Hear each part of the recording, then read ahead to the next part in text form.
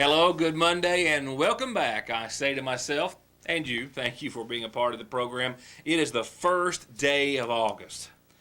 Really hard to say and accept. We knew it was coming. Happens around this time every year.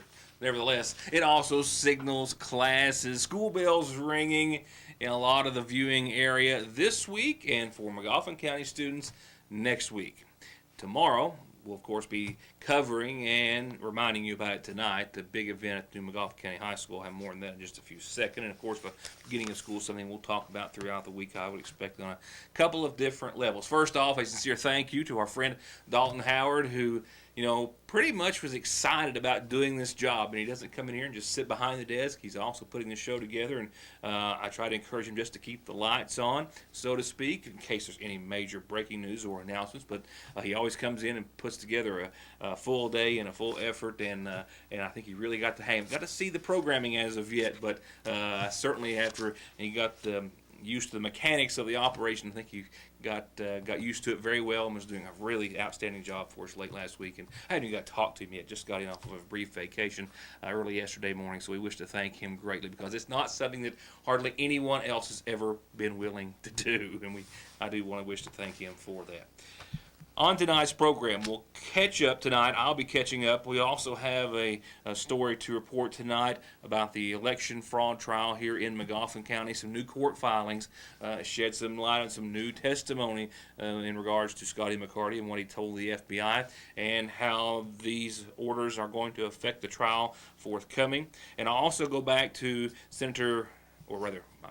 Congressman Hal Rogers being in McGoffin County last week. We did, of course, have a camera there, and I'm also told we had a few audio problems, and those were due to the instructions that I left Dalton before I left. So I'm going to go back, as I didn't get to see it myself, and we'll bring that to you tonight in brief in regards to speaking with the congressman and local candidate for state representative, and a host of other news and information. Weather-wise, showers and storms lingering today. A disturbance mingling with basically a stalled boundary is what's giving us all this action. There will be a bit of a lull maybe tomorrow as that boundary starts to pull on out. However, after that, heat and humidity will give us another increased chance of showers and thunderstorms, which are pretty much evident across the board. Each and every day, we've got at least a 10 to 30% chance, or greater on some occasions, of showers and storms. The pattern's not going anywhere. I want to make note of a couple of things. A reminder to you, as well as myself, the McGoffin County Board of Education is hosting their ribbon-cutting ceremony for the new high school tomorrow at 5 o'clock with the ceremony. This is a public ceremony. Everyone's encouraged and invited to attend. They'll be giving tours of the new building. Tours will be from 6 to 8 with the ceremony at 5. The McGoffin County High School Beta Club students are also going to help. And keep in mind, this is open to the public and students, but they'll also be giving students their own tours of the facility, I think, at their designated time. So this is for everyone, but certainly for the public at large. This just in from the University of Kentucky Center of Excellence in Rural Health and our McGoffin County Health Department, and this was really, really nice. They're asking if you would like to take charge of your health condition, regardless of what it may be, and not let your condition take charge of you, to attend some of their free 2.5-hour workshops. They're going to have one a week for 6 weeks. So if you're someone you are caring for is dealing with an ongoing health condition such as diabetes, arthritis, high blood pressure, heart disease, chronic pain, or cancer, this Take Charge workshop might be the ticket for better health for you or your friend or loved one. It's a free, once again, 2.5-hour workshop once a week for 6 weeks. You'll learn from trained volunteer leaders. They'll help you set goals, make a step-by-step plan to improve your health, manage pain, increase fitness, manage medications, improve communications with your health providers, and choose foods for health. And that, once again, is the McGoffin County Health Department. I have, interestingly enough, that is going to be on Thursday, and I do believe, and I apologize, when faxes, when they come through like that, the blackened part is just illegible. I have it written down in the other room where I hand wrote it down earlier, and that is legible. I'll have the time and date and those days on your community calendar. My apologies, grab the wrong paper. They have been now for the past several weeks, an update each Monday morning about the happenings over at the MAC, and they want me to tell you about a big show coming up this week. A couple of things.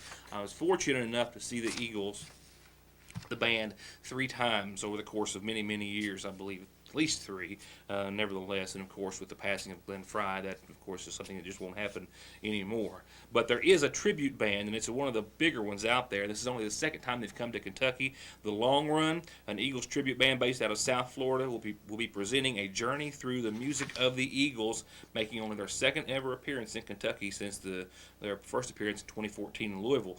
The Long Run is consistently ranked as one of the top Eagles tribute acts in the country. Members of the band have been involved in rock, country, and pop music for over 3 decades. They have recorded and shared the stage with acts and performers such as the Coasters, Trisha Yearwood, Patti Levis, the Bee Gees, Frampton, Clapton, and more. And they're going to be at the Mountain Arts Center, where Executive Director Clayton Kay says he's looking very forward to an evening of music, so keep that in mind. This weekend's show will be Friday, August the 5th, 8 o'clock at the Mountain Arts Center. Also on tap for the evening, local musician and Kentucky Opry star Garland Rogers will be the opening act. He has an all-star band lined up, including James Whited, Dustin Hoover, Harley Sullivan, and Clark Sexton. So once again, that show this Friday at the MAC. And if you're a fan of the Eagles, it promises to be a great, great evening. Also, real quickly, Laura Ford Hall is going to be a guest this weekend. The Billie Jean Osborne Kentucky Opry special guest this weekend will be former star and local vocalist Laura Ford Hall. She will be there as well. And that will be $10 to get in, and that show will be on this Saturday. With that said, our top story to start us off tonight will begin right after this. Can you tell I'm just, a little shaky getting back into things? A week can feel like a month when you're out of the office. Nevertheless, there's been 2 motions before the United States District Court in regards to trying to suppress or disallow testimony submitted by Scotty McCarty to the FBI. There was one of those motions already denied, but Magistrate Gary Rooster Reisner and Larry Shepard have each filed motions subsequent to that original one. And as of this past Friday, I believe, the court has made an order or an opinion on those motions, and we'll see how that testimony will affect the trial if it is to be allowed right after this. For high-speed internet starting at 15 meg for all of your gaming, movie, home, and business solutions, or to watch TV, including your favorite local channels without a contract, with hundreds of channels and digital and HD quality, and to stay connected 24/7 with friends and family, a direct line to 911, or to give your business the link it needs, choose telephone service you know is always there. Just click on their link on this site to find out how affordable the latest technology in communications can be. Foothills Communications.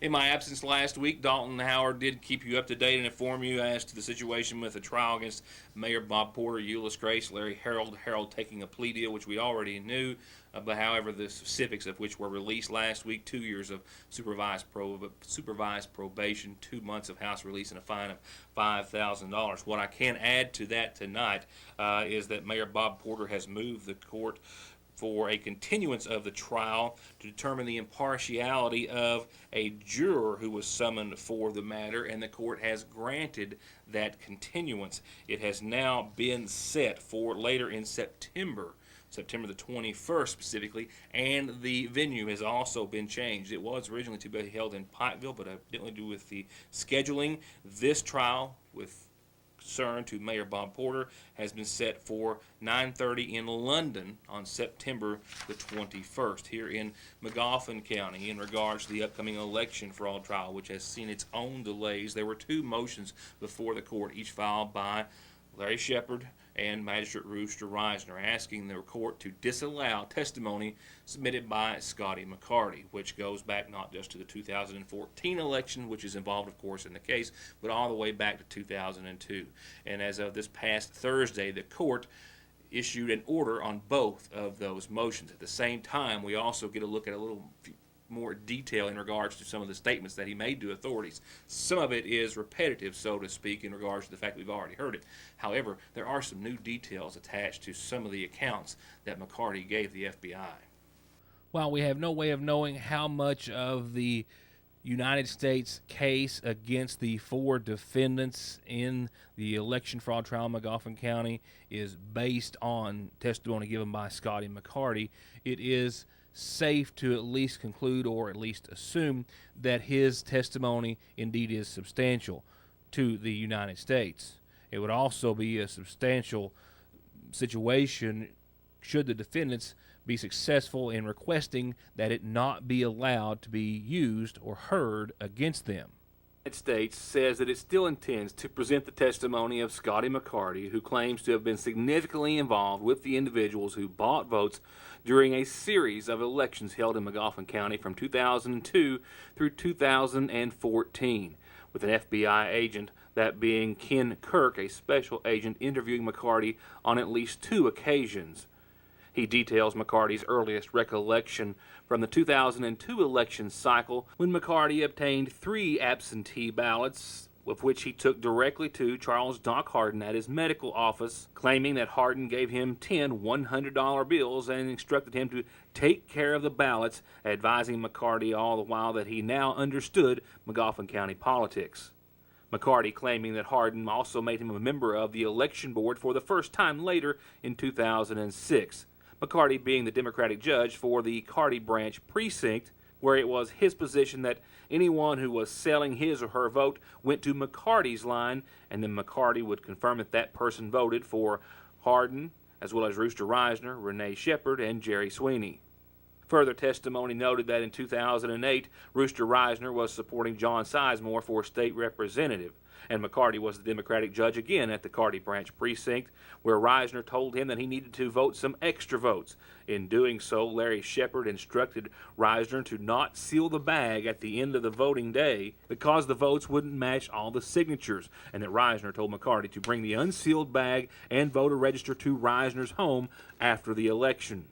And by the end of the day, there were 60 extra votes that McCarty had cast, and after the polls were closed, McCarty and another poll worker took the unsealed election bag, supposed to be en route to the courthouse, but rather to Rooster Reisner's home, where McCarty told the FBI that he watched firsthand Reisner sign that voter register 60 times for those 60 different voters who didn't cast their ballot, and that afterwards the men sealed the bag and McCarty then delivered it to the courthouse to be counted, and that once there, Larry Shepard did not question as to why the bag was late. In other testimony, McCarty stated that in 2010, in the May election of that year, he was contacted by someone who wanted to sell votes.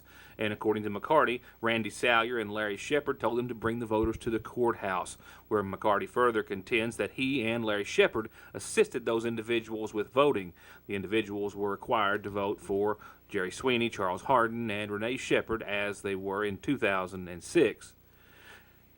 And McCarty says sometime in 2010, it was then that he learned how to change a person's vote once they had cast it on the electronic voting machine. The voter would complete his or her ballot, but before casting it, McCarty would ask them to leave the booth. Then he would go in and hit the back button and then change that vote and vote for the candidate of his choice. And he also told the FBI that Larry Shepard was doing the same thing using the same process at the county clerk's office. The court's order also rehashes testimony from McCarty about the 2010 elections, which we've already covered, in which he claimed that Hardin, Reisner, Shepard, Randy Salyer, and Chester Howard, member of the Middle Fork Volunteer Fire Department, put a fire truck in front of the voting machines and then used blue and red tickets to identify voters who had been paid or were to be paid for their vote, and how Hardin, Shepard, Reisner, and others all plotted where to place the voting machines at the Bloomington precinct so they could control the situation, and how the group all hand-picked individuals who supported their candidates, as well as the very young or elderly, to work the polls in order to give them free rein. And he also outlined how the process of using the fire truck to shield the criminal activity also took place in the 2012 election as well. But how in 2013 and 2014, McCarty said that Shepard and Reisner and himself became worried about leaving a paper trail when buying votes, so they started using disposable cell phones, in which Shepard would use the phones to confirm with Reisner that an individual had voted correctly so Reisner could pay them for doing so.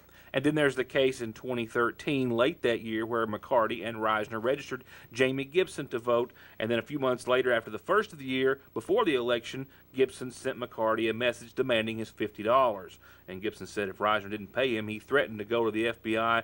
Reisner asked McCarty to pay Gibson, but McCarty wouldn't because he'd already confirmed through Larry Shepard that Gibson hadn't voted as of yet. And you should recall in other court documents that I've already covered that is the same Jamie Gibson that the FBI has confirmed gave them a video of Magistrate Gary Rooster Reisner buying his vote. And this same court order also goes on to again detail how the FBI's case does not just consist of vote buying, but that McCarty also supports their theory that members of this conspiracy graveled voters' private driveways in exchange for votes. And before the 2010 election, Hardin, according to McCarty, had an open account in his name at the Eagle Stone Quarry, in which Hardin asked Evan Green to gravel specific individuals' driveways, private driveways, with gravel that Green would obtain using Hardin's account at the quarry, with McCarty saying that he on numerous occasions went with Green to gravel some of those driveways, after which they would inform the homeowners where the gravel was from and ask them to vote for Hardin. How much gravel? No exact number as of yet, but in 2014, McCarty claims to have had a conversation with Magistrate Rooster Reisner about the upcoming election, in which Reisner advised him that they had enough gravel, quote, to bury the county. So, in response to the two motions, one filed on behalf of Larry Shepard, one filed on behalf of Gary Rooster Reisner, to exclude all of this evidence, the court notes that they've already determined that McCarty's testimony regarding the 2010 election cycle is admissible as background evidence. And while both Shepard and Reisner argue that McCarty's proposed testimony is not background evidence because the events on which it is based are too remote, the court notes in its order denying Reisner's previous motion the temporal proximity is measured differently in cases involving political elections. Basically what they're saying is that based on the nature of elections, vote buying can't occur every day like a normal crime or conspiracy, so evidence from prior years is not as remote as it might be in other types of cases. And with that and other items of consideration, the court denied both motions, and therefore it does appear, at least at this time, withstanding any other court filings or documents, that the evidence, the scathing evidence entered into testimony on behalf of Scotty McCarty will be included in the trial, which is still set to begin next Tuesday, 9 o'clock in London, which we will be covering on a daily basis. For now, a few words from a few of our sponsors, with more news after that. Well, the election is certainly drawing near, or at least more near, as we are now officially into the 8th month of 2016. And I'm sure we'll be talking about that on many different fronts over the course of the next several weeks and a few months. Tonight, I will cover, as did Dalton Howard in my absence this week. However, with some audio problems, we'll go back and revisit tonight an event where Congressman Hal Rogers was in Sagersville, stumping for a local candidate for state representative in the 92nd District in Magoffin County, and is challenging Representative John Short for his seat.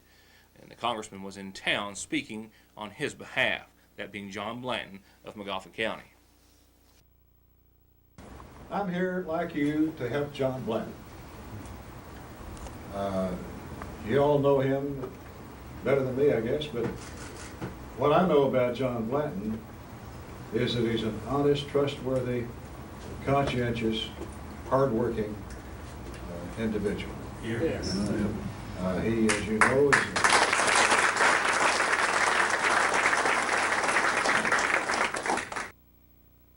Rogers spoke on the importance of supporting the local Republican on a local level and how it's also vitally important on the state level as well, in addition to referring to the decline in coal and hopes of restoring those and other lost Kentucky jobs and the Shore Initiative. He referred to the chance that the Republican Party of Kentucky has to take control of the House of Representatives for the first time since 1929. And this state representative's race is one of a few that hinges on. And we've got to find ways to keep our people here. And the state legislature is a place where we can try to make that happen. It's not happened in the state legislature because it's been divided. But now we've got a chance. If we can win this race, and win the race over in Pike County and Letcher, we have a chance to flip the state house and try to do some things that are sensible and sane to try to help us reclaim the economic activity in East Kentucky. And following those remarks before a packed house at the Magoffin County Health Department, the congressman referred to a chance to support this candidate as a rare opportunity for voters. Well, I think this big crowd understands that they've got a really rare opportunity here to elect a man of great courage and great character. And he will be a leader to help us keep jobs at home, to make a better life for the people that he represents. It's rare to get a candidate for any public office of the quality of John Blanton. So I'm here to endorse him. I'm here to urge people to support him, because you won't get a better chance to elect a decent person in your lifetime. John, was this overwhelming to think that a gentleman of this stature could come and give you this kind of support? It is overwhelming. It's very humbling. I'm very honored to have Congressman Rogers here to endorse me and to be with us. He's very well respected within our region, as he certainly should be. And if I understand correctly, it's probably the first time he's ever endorsed a candidate from McGoffin County running for state representative. So that's a huge honor in and of itself. I've known Congressman Rogers work through Congress ever since he's been a congressman, and he has been a huge help to the people in Eastern Kentucky, and he has set the example for people like myself that's seeking office to what true leadership is. So I'm very honored and humbled by his support. You're in a county, in this particular county, now the counties are different arrangements as to the party affiliations, but this one's maybe 60-40 or something like that, Democrat to Republican. Is it more of a problem here for you than it may be in one of the other counties, or is one of the other counties more of a problem for you simply because of party affiliations? Do you think people will be able to come across their party lines and support you? Well, I think we're beginning to see a change in the tide with that, to where people are looking beyond party lines and looking towards the individual. Who is going to best represent us? Who is going to be able to be a voice and a leader for us that's going to get things done? It doesn't matter if they're Republican or Democrat. It's about the results that they're able to provide. Yes, it is a heavily Democrat area, but when I'm elected for representative, I'll work for all the people, Republicans, Democrats, Independents. It doesn't matter their party affiliation, and I think that's the way that the populace sees things as well now. Just a few dates in regards to the election. The last day to file to run, August the 9th, just a few days away. August the 11th, that will be the random drawing for the position on the ballot. Last day to register to vote, October the 11th rather, and the election coming up more quickly than what we think, on November the 8th. And look what I see. Well, that's what we referred to earlier, talking about a disturbance and a boundary line, kind of all mixing together, that line really not going anywhere, and giving us a continued threat of what is turning out to be more of some light and scattered showers more than anything. The chances of which, well, likely up until about 2 a.m. or so, isolated thereafter, and some patchy fog after that, with a nighttime low of right around 69 degrees. For your Tuesday, so says your Licking Valley RECC Outlook. Tomorrow, scattered showers and thunderstorms to the tune of about a 30% chance. That will be, for the most part, mainly afternoon, patchy fog before that, and partly sunny skies after that. Tomorrow night, isolated showers and thunderstorms before 7, then clearing tomorrow night into your Tuesday evening with a low of 68. Wednesday, mostly sunny and only a slight chance of some showers and thunderstorms. That looks to be kind of the calm one in the midst. We will see heat and humidity start to roll in after that, and with that, more chances of you-know-what. For now, that's my time. Thank you so much for being a part of the program. We'll see you back here tomorrow night.